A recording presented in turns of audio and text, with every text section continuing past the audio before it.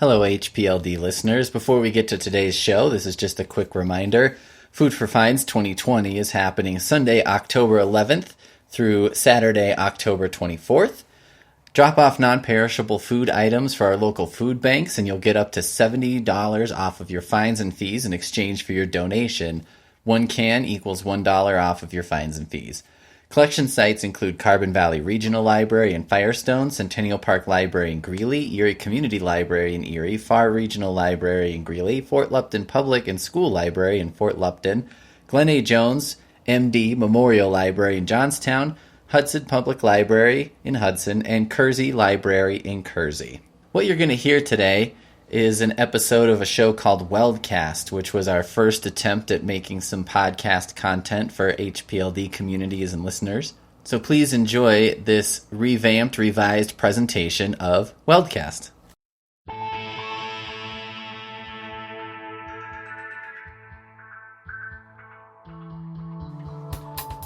Welcome to Weldcast, a digital project from the High Plains Library District. This project records, documents, and preserves the rich artistic history of Weld County and its residents through storytelling. The stories are stored digitally and are available to all users online at weldcast.com.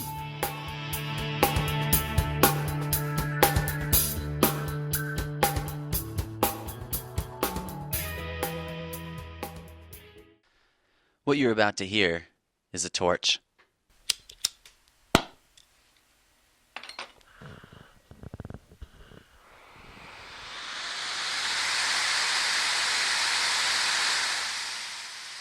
Not the same kind of torch angry villagers carry to storm a castle, or the kind Indiana Jones might carry through a temple. It's a glass-blowing torch. If you've never seen a glass-blowing torch, it's like this.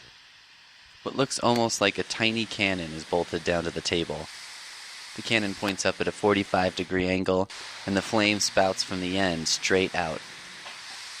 On this Weldcast, Jamie sits down with Bryce Huffman, a Greeley resident who blows glass out of his own studio full-time.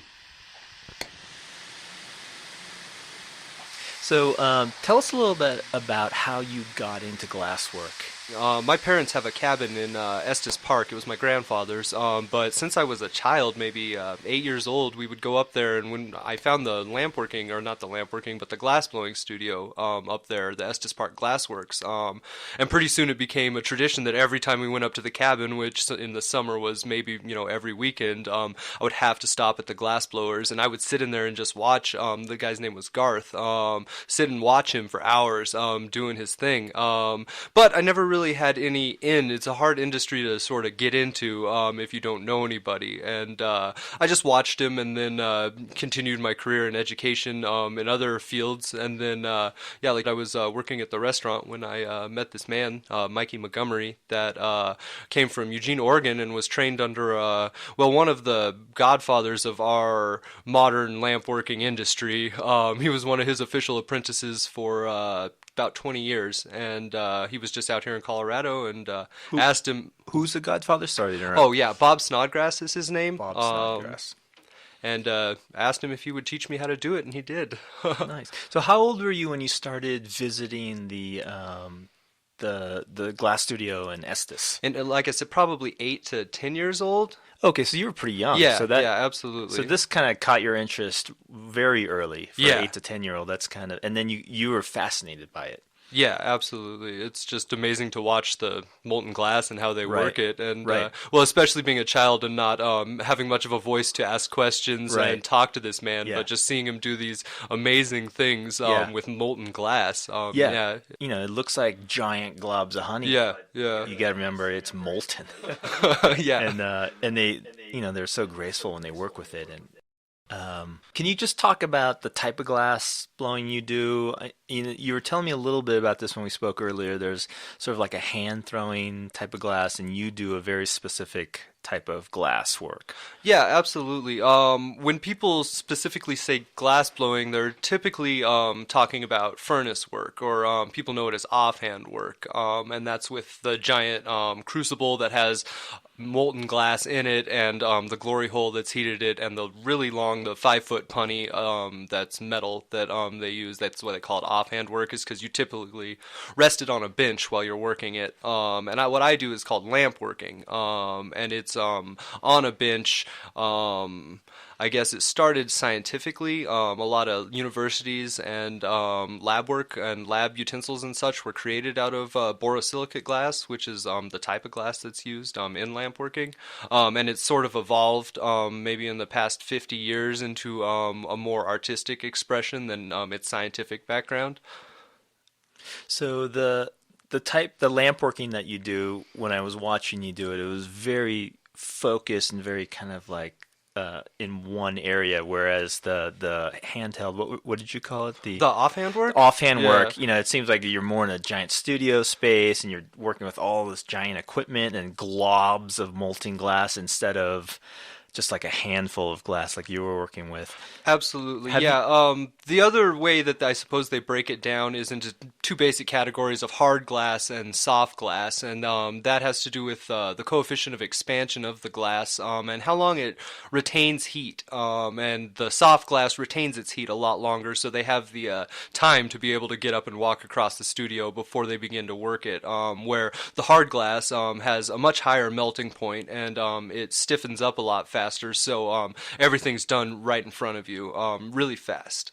And you work exclusively with the hard glass. Yes. And that's why you have to have that torch on it almost constantly, it seems like. Yeah, absolutely. Yeah. Have you done offhand work? Yeah, I've messed around with it, but not a lot. Maybe one day's experience. Oh, and what was your take on the difference, the style of working with that glass? Coming from the many years that I had lamp working beforehand, it was a completely new experience for me. It was completely different, and I didn't really expect it to be like that. I thought it was going to be real similar, but it was intense. Pretty much the entire day, I was just trying to hang on to it. Right. So Bob Snodgrass came to Colorado. Or his apprentice came to Colorado. Yeah, his apprentice Mikey. Yeah. And you met Mikey, and you said, "Teach me the ways." Yeah, basically. I mean, we worked together, so we had a lot of time to talk, but within months after he had told me about his prior career, I actually ended up selling my car and investing all the money in my first year's studio and supplies. How did your wife take that? Well, it was really just a hobby at the beginning, so it was I still maintained my full-time job working in the restaurant, so it was more of just a hobby that I was just sinking tons of money into, I suppose, at the beginning. How did glass come up between you and Mikey when you were working at the restaurant? It was just I know restaurant work, you were probably just talking about stuff. And yeah, that's exactly how it happened, yeah, just talking on the line. And you found that but you probably didn't know that he was kind of a big deal back then. No, I had no idea, to be honest. Like I said, I was sort of into the art scene, but not enough to really know how lucky I was to have come across this guy. Right. And yeah, a lot of people thought I was crazy because I had only met this guy and talked to him for about a month and just started investing all kinds of money in this new career. Just was worried a little bit about that, I suppose. Right. She's like, do you really think this guy can do all he says he can do? But he could, so it worked out real well. Can you give me and the listeners a little background on the whole Oregon glass scene that this guy sort of came from, and he apprenticed under Snodgrass? What was his name? Bob Snodgrass? Yeah, absolutely. I suppose his main notoriety at the beginning was really introducing a new form of coloration to borosilicate glass using precious metals like gold and silver. And it was sort of simultaneously being discovered in different areas in America at the same time. They were working with it also in California at Berkeley, but he really opened it up and out of, again, that scientific realm of manufacturing glass to the artistic community and started spreading it with everyone. There's also been a real guarded tradition over techniques and such with any type of glass blowing throughout the centuries even. And when there's a fantastic quote, when Bob found this out, he said, wow, I really have something here. Should I, harbor this away and keep this to myself so I have something that nobody else has? And he said, no, I'm going to tell everybody I meet. That sounds a lot like a superhero or religion origin right there. Right. So, and he did. Everyone he met, he started teaching his techniques to. And in Oregon, where he was living, there was a group of close friends that studied with him and really brought everything in the industry and fume and color work like that to the rest of the country.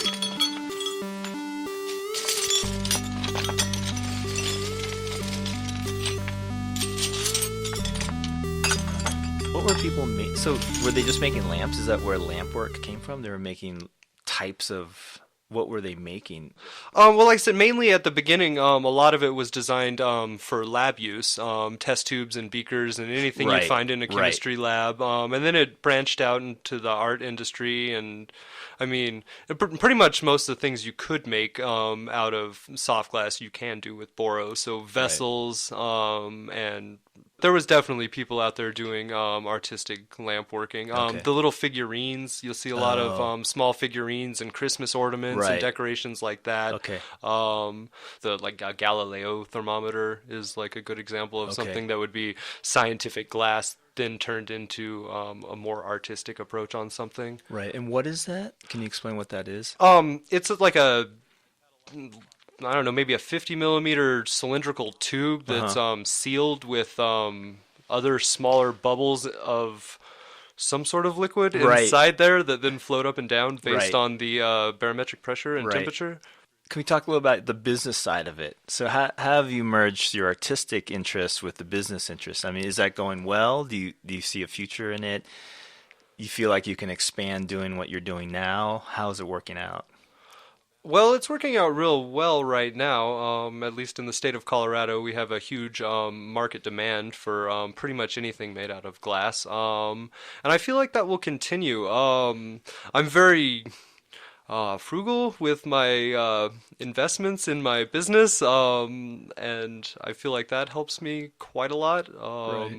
I do have a very, maybe even more so, business mind over my artistic mind because I will stop myself oftentimes on projects when I don't see there being a high return on it, and or at least put it on the back burner until maybe in the future I have that ability. But yeah, I'm absolutely focused on providing for the family right now. Right.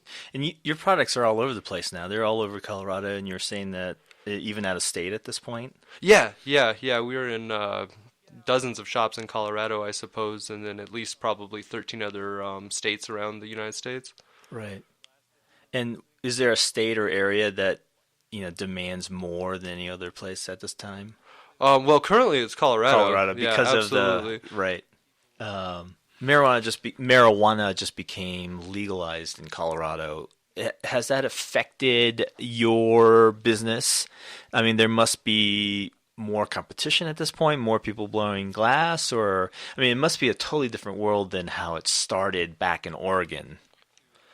Yeah, absolutely. That's hard for me to answer just because I am so new at it. And when I started even 5 years ago, recreational was legal. And I had a lot of, or not recreational, but medical was legal. And I had a lot of clients in dispensaries that I was providing for. And I didn't really get to see that other side of it before any of this in Colorado. And I hear the stories from a lot of the old guys, and it just seems like a completely different world for me, or something that I will ever be able to experience. Because even back then, nobody knew where this glass came from or anything. Someone would have a glass pipe and everybody would want to know where it came from. And some guy would be like, my friend's friend knows this guy that lives out in the woods and he makes them. And it was just so secretive. They were almost like freedom fighters out there underground, like getting their product out to people in any way they can. And I don't think that'll ever it'll ever be that way again, or that I even came close to being able to experience that kind of thing. It was just already so mainstream when I got into it that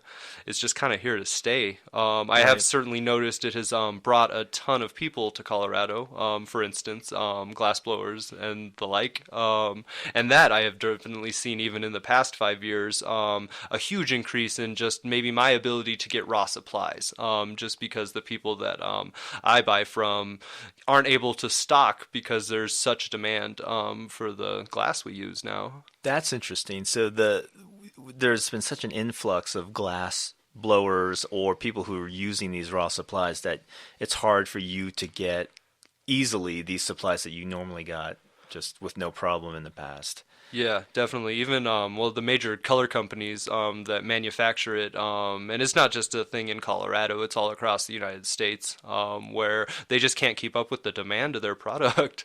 That's interesting, huh?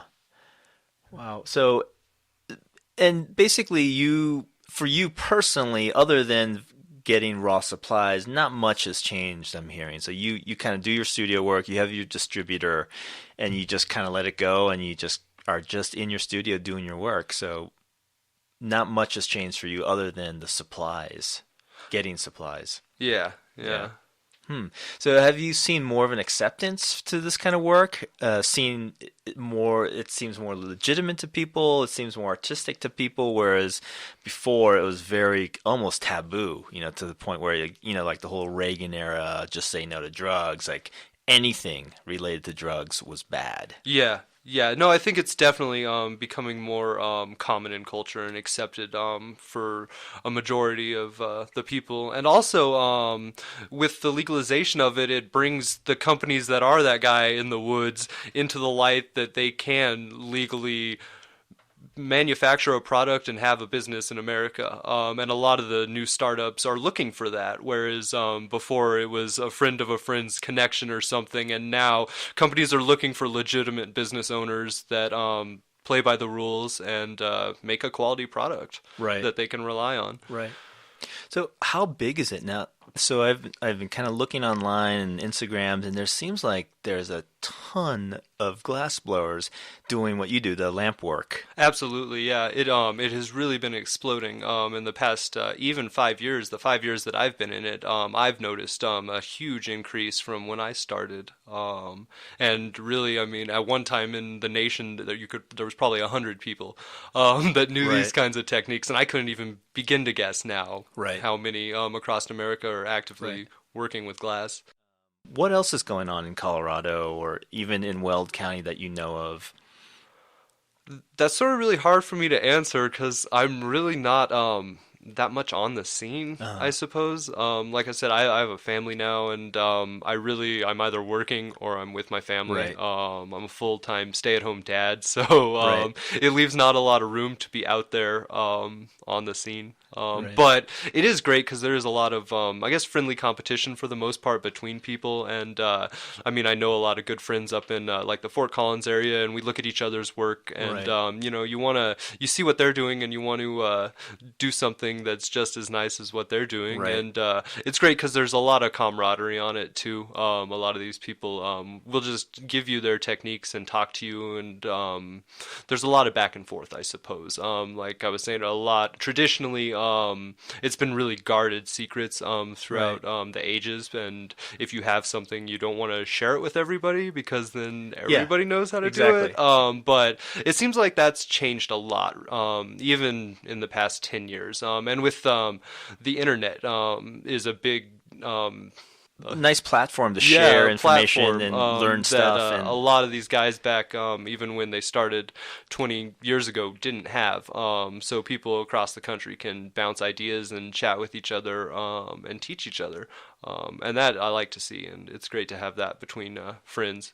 Is there anyone working right now that you know, not personally, or just have heard of or seen their work that just blows you away? You look at that stuff and you go, wow.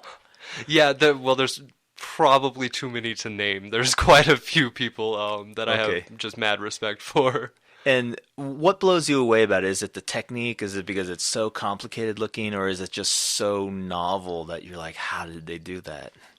It's really probably a mixture of all of those things, because well, like I said, with the share of information, a lot of the technique now is widely known to everyone. So it's more of a matter of how well you can execute that technique, and then also what you bring to it. As well, where it's not simply just copying the technique, but if you can add your own flair into it. And I'm really big on things like symmetry, and I like to see clean, accurate shaping, and just simply clean work. So attention to craft, really. Yeah, attention to detail. Right. You showed me these marbles, and by marbles, they're giant. They're not like little plain marbles, but they're like a handful. So what are those about, and why do you like making those? I guess that would be where I put my business interests aside. I recently just learned a lot about marbles. I took a class up in Denver at Golden's glass facility, Glasscraft's what called, by this man named Freddie Farron, and he exclusively makes marbles. And before I'd met him, I really just would do small ones here and there, but it's really turned into my passion with glass, whereas I almost want to put my obligations to the side just so I can make marbles for myself. And what is it that interests you about marbles? There's just such exacting techniques and precision in some of the things I have to do that I just have to be so 100% on that if you don't get it right, it just doesn't look the way I wanted the look to achieve, and it just continually drives me to do it again and try to get that look that I'm trying to achieve, and it's really hard. Right. So I keep ahead, trying. Sorry. Oh yeah. Is there a market for those right now, or are they more kind of novelty items, gift items? There's no. I mean, what? Yeah, there's absolutely a market for them. There's a high-end market for them, however, and that's a lot of the galleries and places like that. The fine art collectors are really more where you're going to sell large marbles. And what I mean by large marbles is anywhere maybe from 2 to 4 inches in diameter. So it's really more of an orb than a marble, a paperweight. So 4 inches, and that's a pretty heavy piece of glass. And yeah, I haven't done one for it yet. Right. So is there a limit to what you can do with your lampwork setup for these marbles? I mean, how big can you make like art size, like a foot in diameter, or is that too big I can't. Maybe somebody can. Right. Those guys up at that workshop actually did one that was about 6 inches, maybe 6.25 inches. Right. And that was pushing the upper echelon of size, just because I suppose when the glass is cooling, that's what I said earlier is coefficient of expansion, and that's measurement of how much the glass expands and contracts as it's heated and cooled. Right. And when you get into something of that diameter, it'll be cooling, and the outside temperature will be so great in comparison to the inside at the core, the temperature, that it will expand and contract at different rates and cause cracks and such. Right. So people are pushing the boundaries every day, it seems like. I don't know specifically like who or sizes of what, but when you're getting up there into the 6 or 7 inch size, it's pretty big. That's a giant glob of glass to be working with, molten glass. Yeah. Right. It takes half a day easily just to attain heat base in something that size. Right. These are huge undertakings when people make stuff to that size.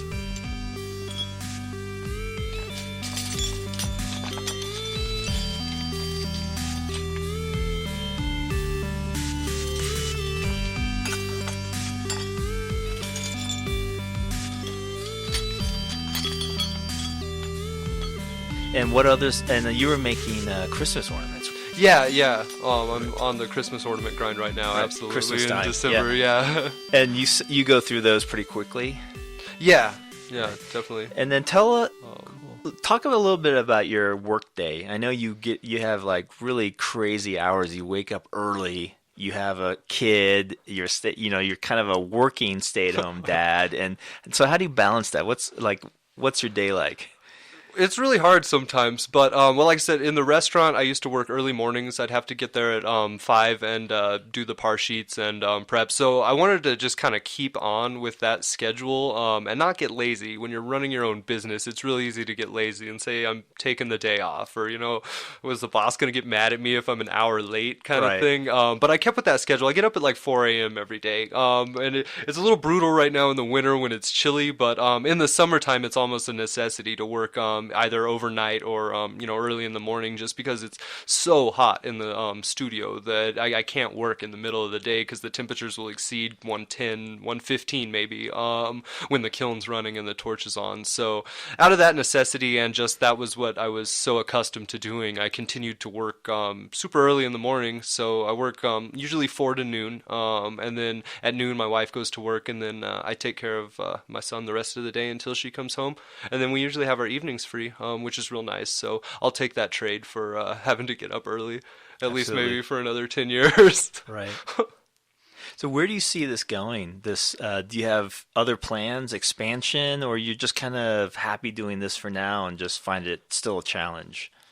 Well, that's kind of a mixed bag. I'd like them both, I suppose, because I am happy with what I'm doing right now, and I would like to expand, but there's always issues with expanding, and I wouldn't want it to cut into my working time, I suppose. I know people that have gone from a single station studio to running a shop, and then you may end up finding you're more focused on running your shop than you are actually working yourself.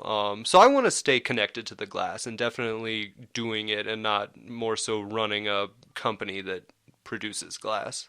So what about it do you like? What about it draws you? Because you've been doing it for years, and I know you punch in like hours every day doing this.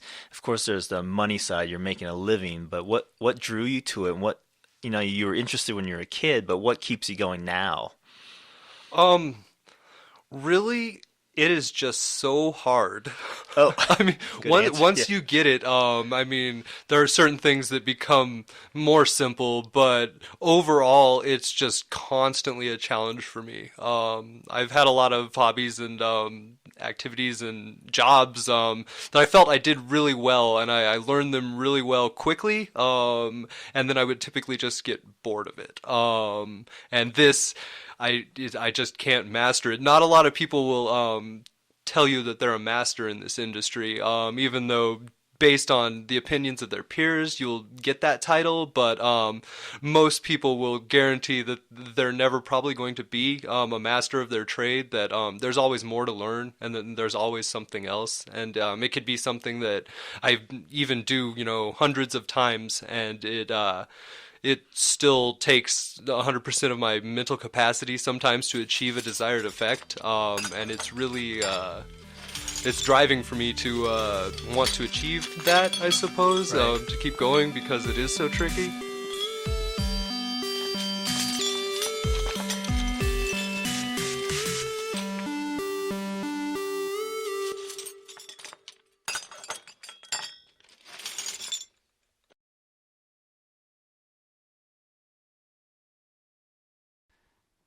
You can find Bryce and pictures of his work on Facebook.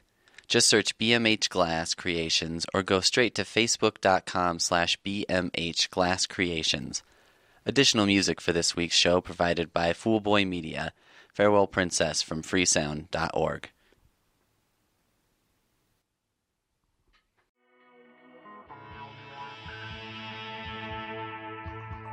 Thank you for listening to this episode of Weldcast. If you would like more information about the project or you would like to participate, please visit our website at www.weldcast.com or call 1-888-861-7323. This has been a production of the High Plains Library District.